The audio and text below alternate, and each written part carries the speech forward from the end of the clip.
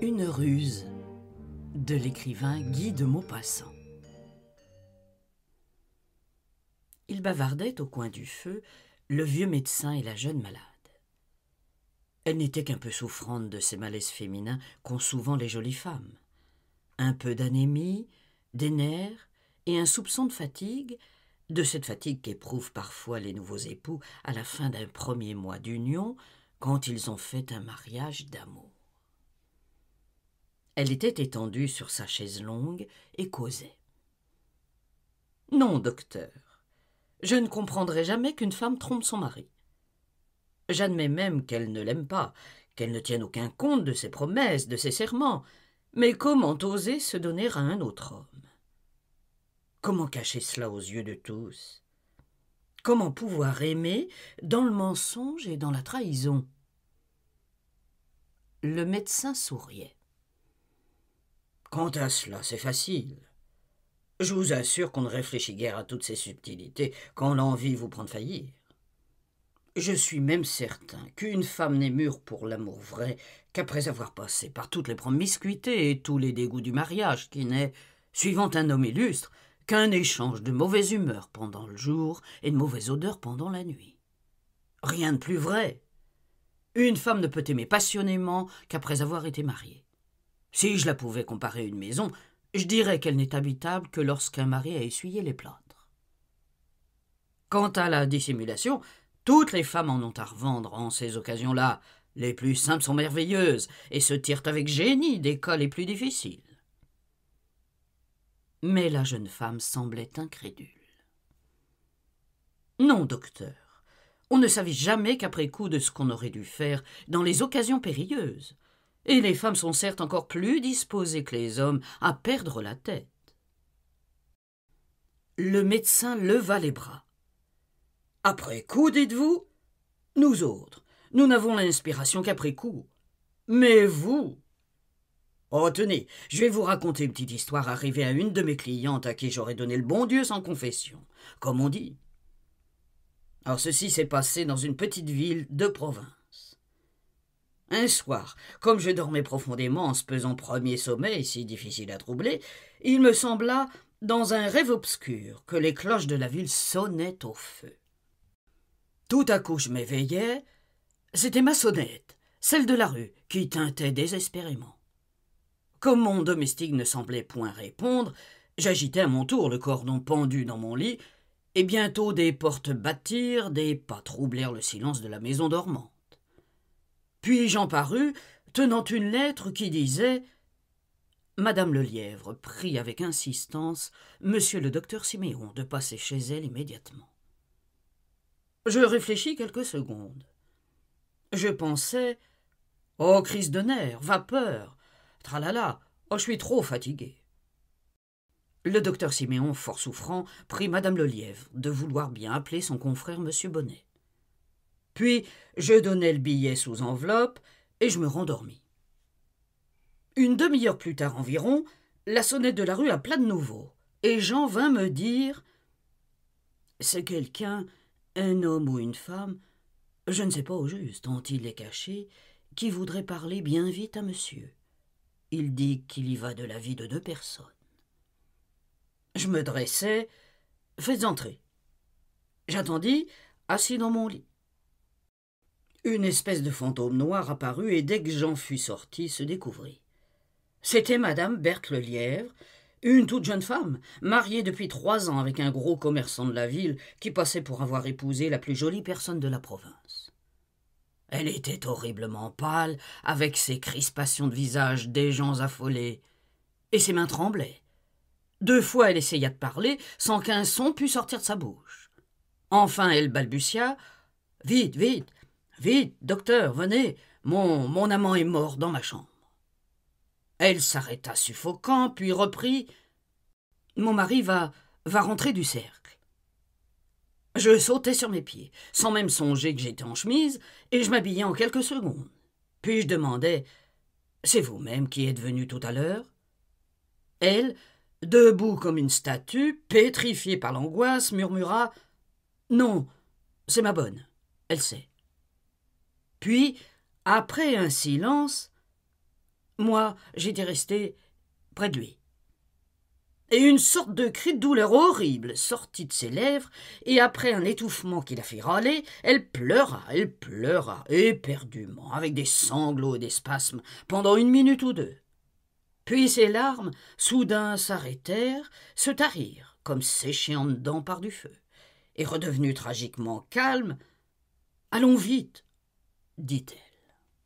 J'étais prêt, mais je m'écriai « Sacrebleu, je n'ai pas dit d'atteler mon coupé. » Elle répondit « J'en ai un, j'ai le sien qui l'attendait. » Elle s'enveloppa jusqu'aux cheveux, nous partîmes.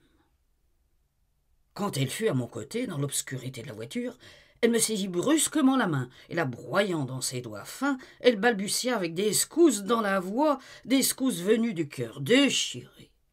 Oh, si vous saviez comme je souffre. Je l'aimais éperdument, comme une insensée, depuis 6 mois.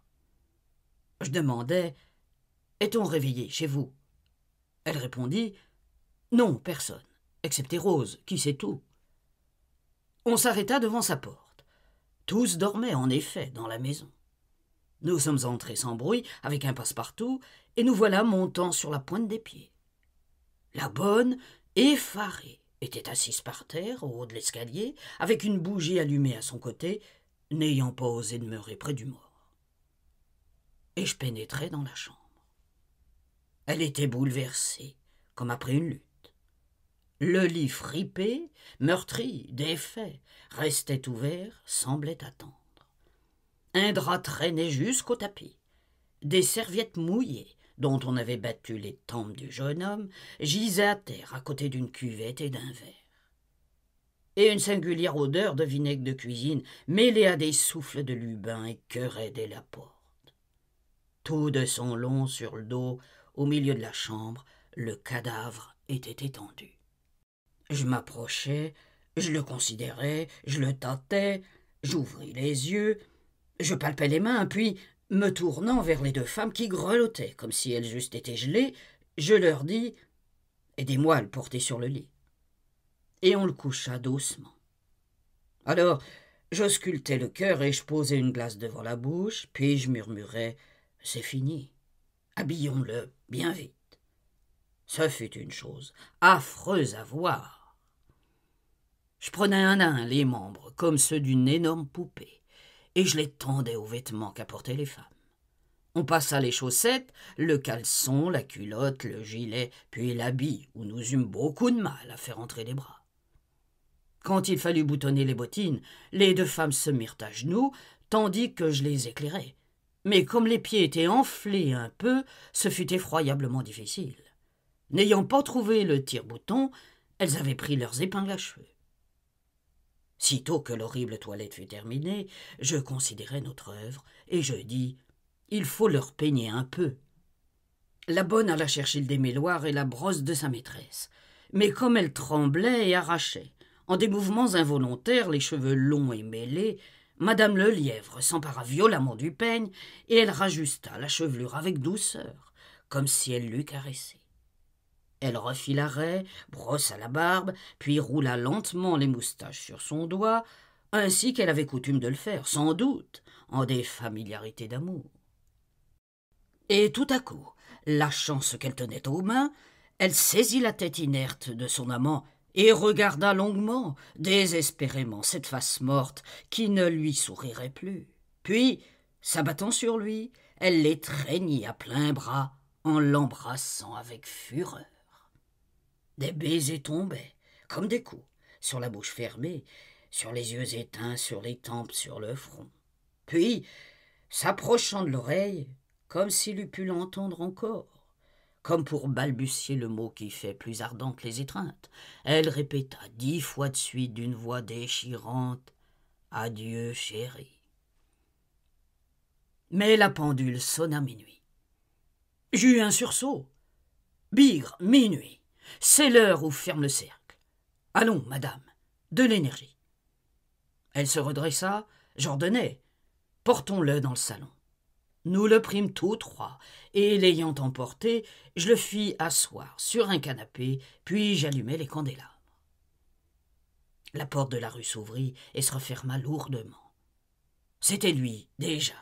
Je criais « Rose, vite! Apportez-moi les serviettes et la cuvette, et refaites la chambre. Dépêchez-vous, nom de Dieu! Voilà monsieur le lièvre qui rentre. » J'entendis les pas monter, s'approcher. Des mains dans l'ombre palpaient les murs. Alors j'appelai « Par ici, mon cher, nous avons eu un accident. » Et le mari, stupéfait, parut sur le seuil, un cigare à la bouche. Il demanda « Quoi? Qu'y a-t-il? Qu'est-ce que cela ?» J'allai vers lui. « Mon bon, vous nous voyez dans un rude embarras. J'étais resté tard à bavarder chez vous avec votre femme et une autre amie qui m'avait amené dans sa voiture.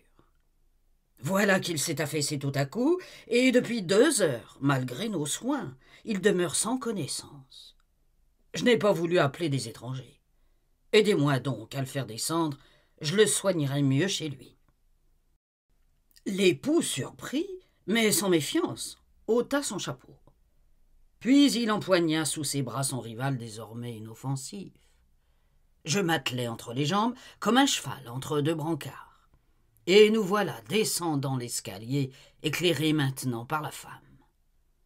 Lorsque nous fûmes devant la porte, je redressai le cadavre et je lui parlais, l'encourageant pour tromper son cocher.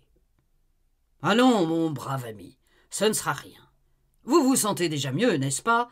Du courage, voyons, un peu de courage. Faites un petit effort, et c'est fini. » Comme je sentais qu'il allait s'écrouler, qu'il me glissait entre les mains, je lui flanquai un grand coup d'épaule qu'il jeta en avant et le fit basculer dans la voiture, puis je montai derrière lui.